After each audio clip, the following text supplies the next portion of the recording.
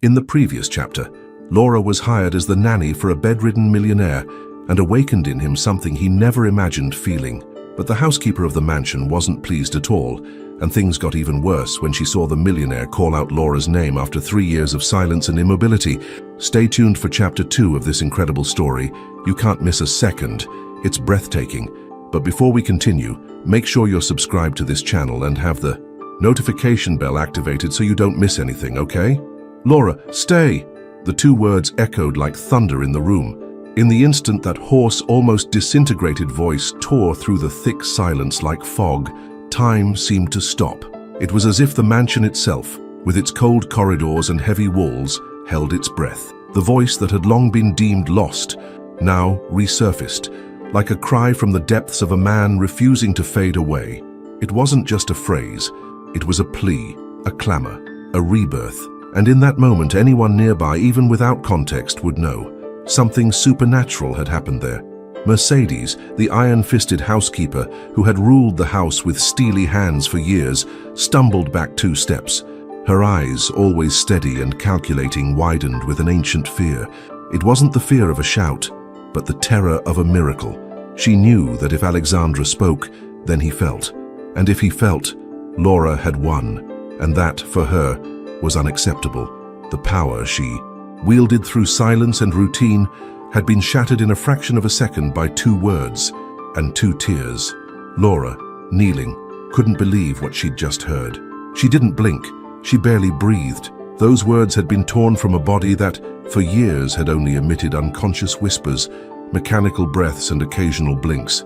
But now, before her, the man who once dominated the world with his commanding voice and imposing presence had used the last shred of his voice to beg for her to stay. Alexandra's tears rolled slowly down the side of his still face, and each drop seemed to wash away not just his scarred skin, but the years of coldness, power, and ruthless decisions that had made him the most feared man in the hotel industry. Laura remained kneeling, holding his hand. The heart monitor went wild. The beats, once steady and rhythmic like a metronome, spiked with emotion. The nurse monitoring from the hallway rushed in, followed by 2 doctors. Laura said nothing. She just pointed. And when everyone heard the phrase echoing on the sound monitor's replay, the software that captured murmurs and muscle noises, the room erupted in chaos. Technicians began checking neurological signs.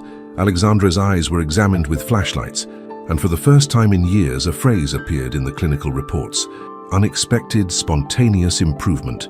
Mercedes, in shock, left the room silently. For the first time in decades, she felt she no longer controlled the house, and, worse, she felt she might never have truly controlled Alexandra. Perhaps he was never fully unconscious. Perhaps with every gesture, he was just waiting for the right moment, and that moment had a name: Laura. While the tests were conducted, Laura stayed there, and at every moment Alexandra's eyes remained fixed on her. He no longer wanted the wall, the ceiling, the window, because in some inexplicable way, Laura had managed to do what no physiotherapist, nurse, or relative had done in nearly 3 years. Do you believe true care goes beyond technique? Type. Laura saw his soul. Mercedes had called the family doctor, Mr. Dario, who entered the room in a hurry. Laura was pushed to the corner of the room by 2 security guards. Not with violence, but with that cold, silent, institutional force. "Ma'am, please, we need space," one said coolly.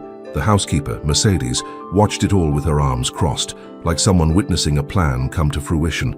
Her eyes showed no relief, no hope, just a rigid expression of someone who felt threatened.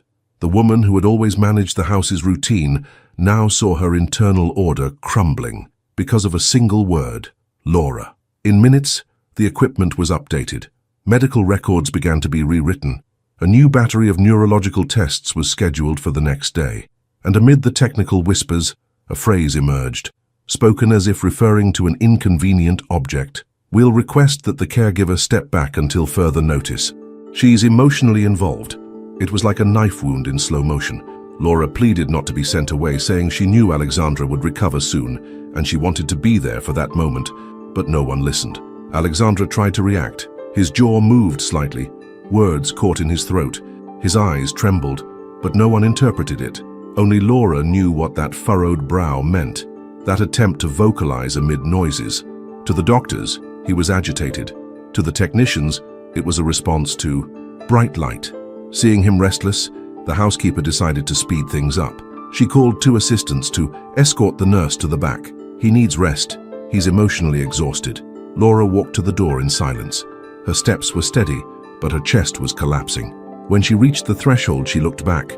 Alexandra, motionless in bed, and in that instant, something deeply intimate broke inside her. An old wound, one she didn't even know still existed, reopened like a poorly healed scar. It was as if the past, where she too had been silenced, disbelieved, cast out for speaking the truth, had returned in the form of déjà vu. In the days that followed, Laura was placed on temporary leave, a polite term to justify the attempt to remove her without causing a scandal. She was relocated to a room at the back of the mansion, forbidden from visiting the patient and excluded from any clinical decisions.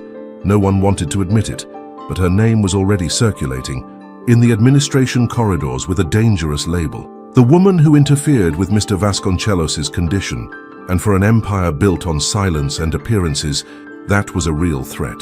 Alexandra's room returned to being governed by protocols, the same as before, rigid, cold, soulless. Chopin's playlist was reinstated, schedules were timed to the second, the food unchanged, but there was something different that no one could control. His eyes no longer lied.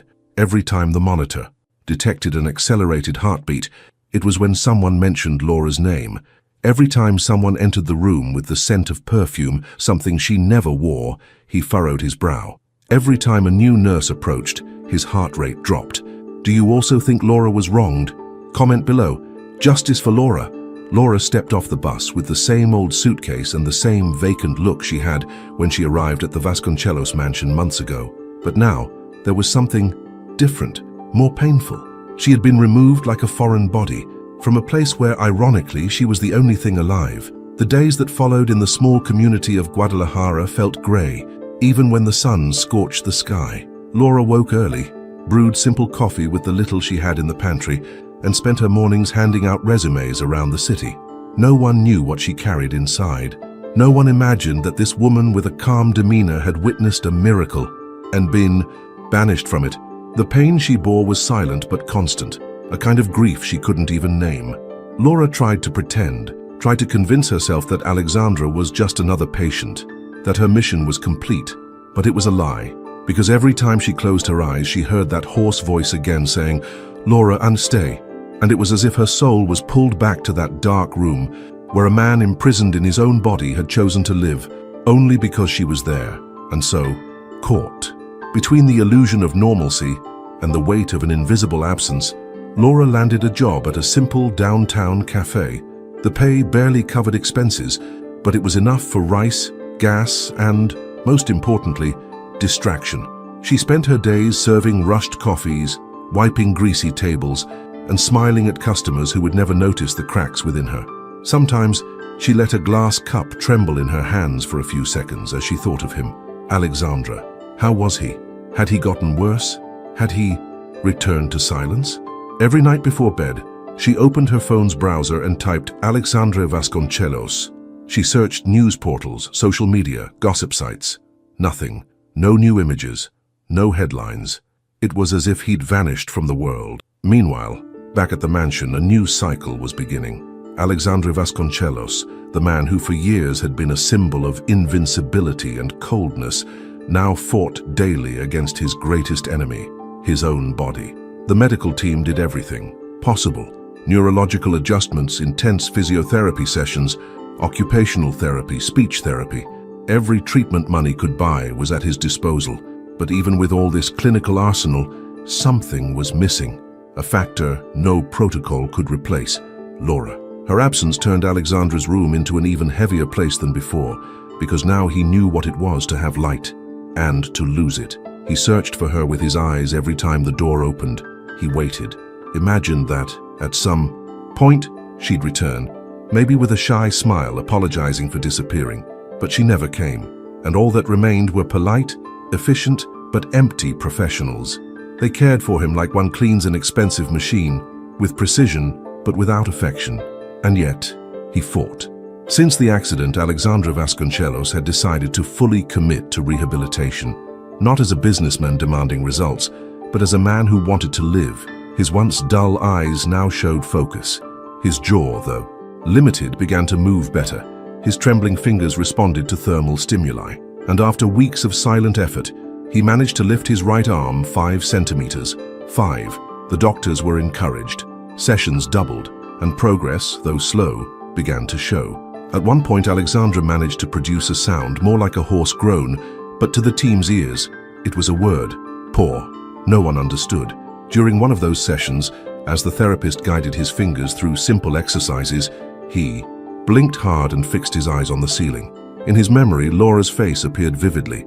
The way she tucked her hair behind her ear, the soft voice when she told stories, the steady hand when she tended to his wounds.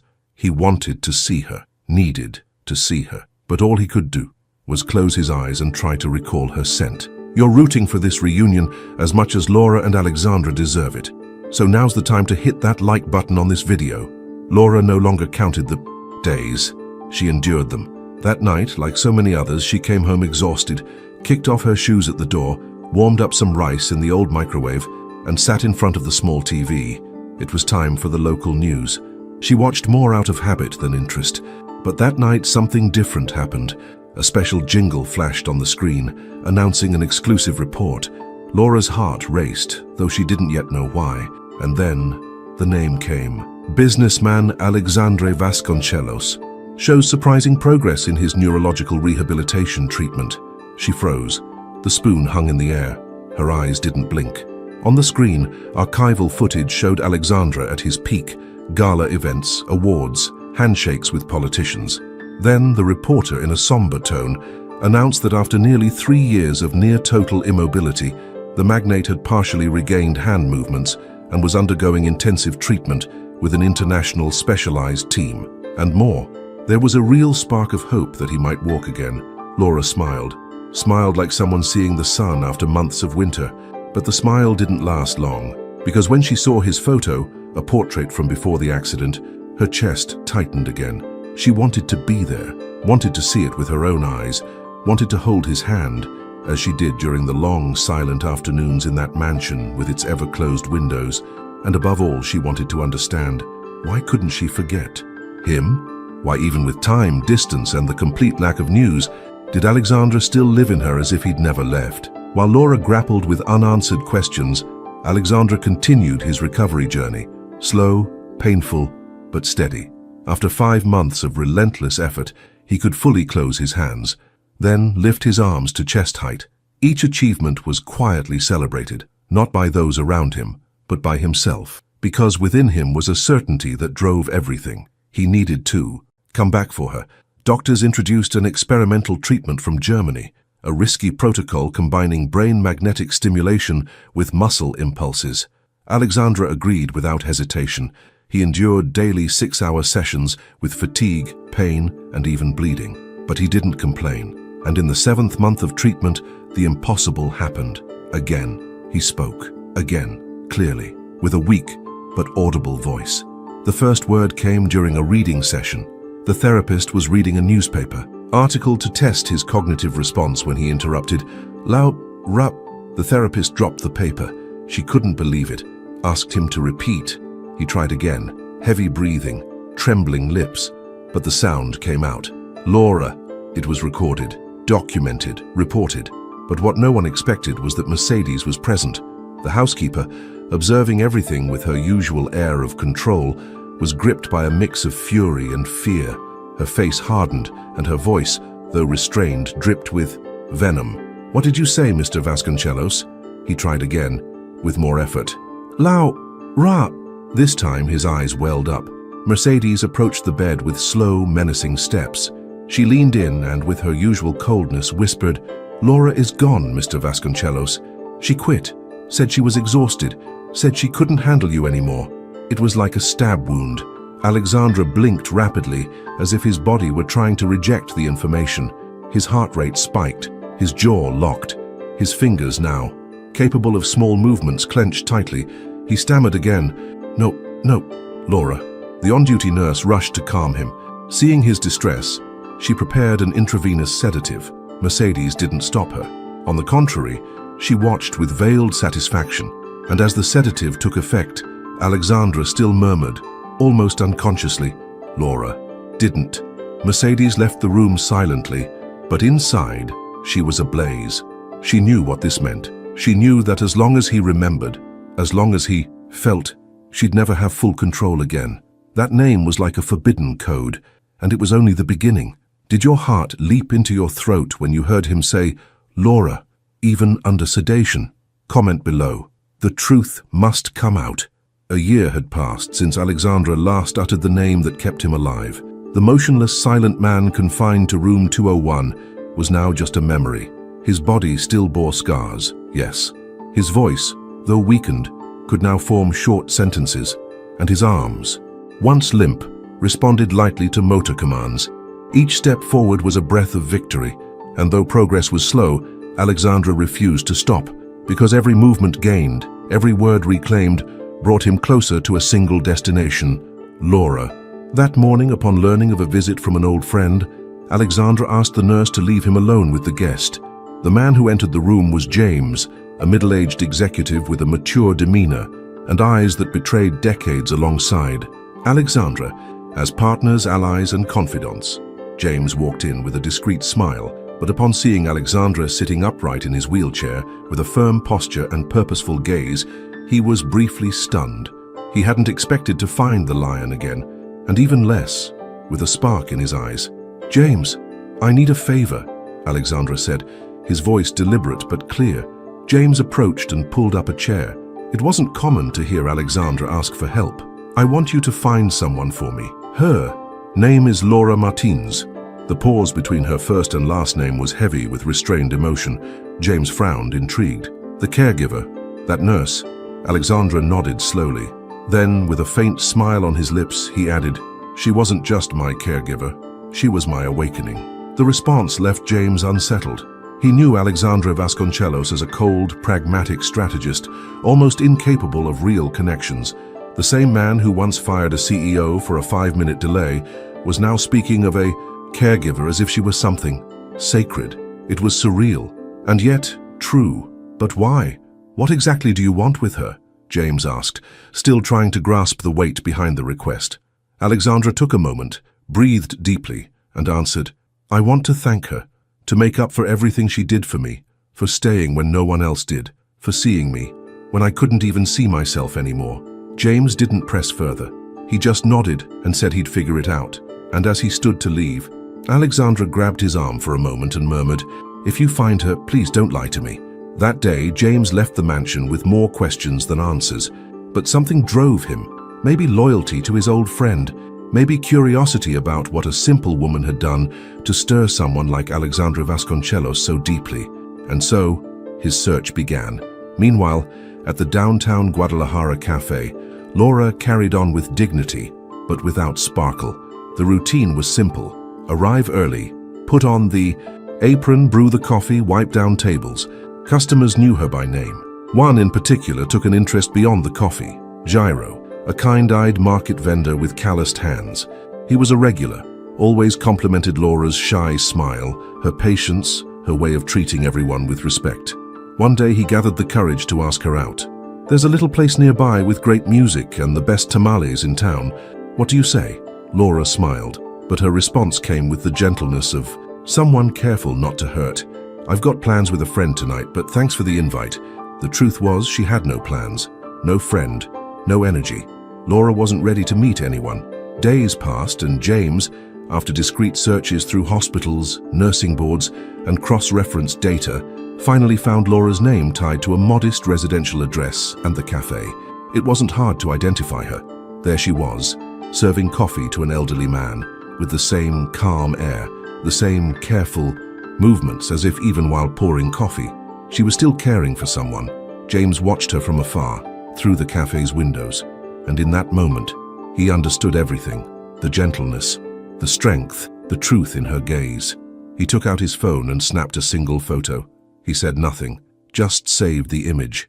The next morning, as he entered Alexandra's room, there was a heavy silence filled with anticipation. Alexandra, now sitting more upright, could support his arms on the chair's armrests. When James closed the door, Alexandra fired the question, "Did you find her?" James didn't answer right away.